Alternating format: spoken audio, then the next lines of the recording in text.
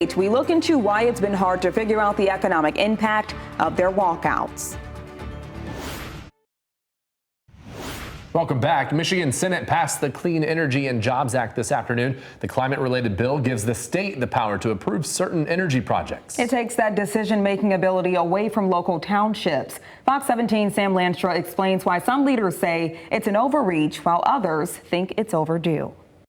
Right behind me, this piece of farmland was set to host wind turbines from Apex Clean Energy. But then during last year's election, the people of Douglas Township cleaned house on their local government, recalling the public officials who supported the deal.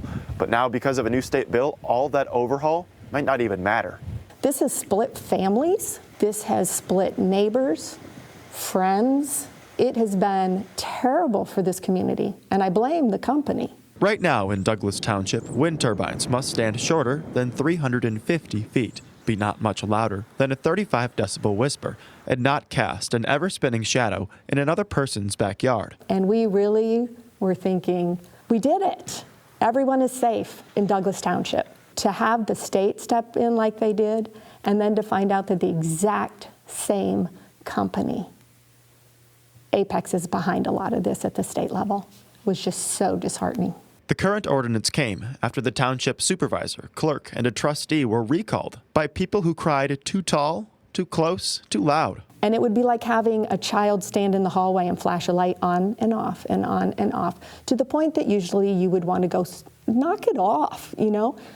But you can't say knock it off to a wind turbine. From shadows to concerns about low-frequency sound, the Douglas Township Energy Coalition wants to keep wind away by keeping that decision-making power at a township level. And we are blessed to have what we have, and it is absolutely worth fighting for. The biggest concern right now for a lot of us is that local governments are not going to be able to govern these issues locally. I don't know if Mother Nature is a Michigander, but I am positive that when the wind blows in Michigan and the sun shines in Michigan, she's from Michigan. But a supporter of the bill package, Representative Phil Skaggs of Grand Rapids, says small town leaders repeatedly stand in the way of a sustainable future. We have some townships that are throwing up unreasonable red tape and roadblocks that are preventing developers from building the necessary green energy to both meet our climate goals, to help save the planet,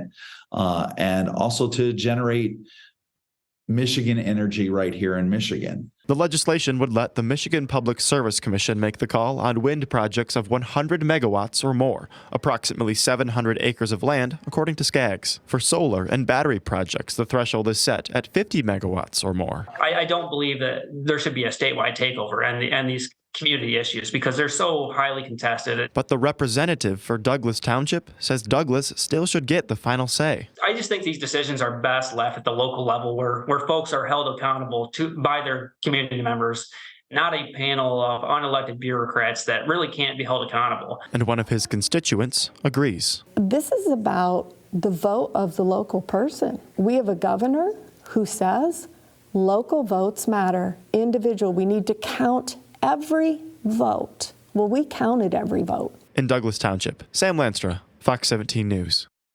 The Clean Energy and Jobs Act has been sent to the governor's desk for her signature.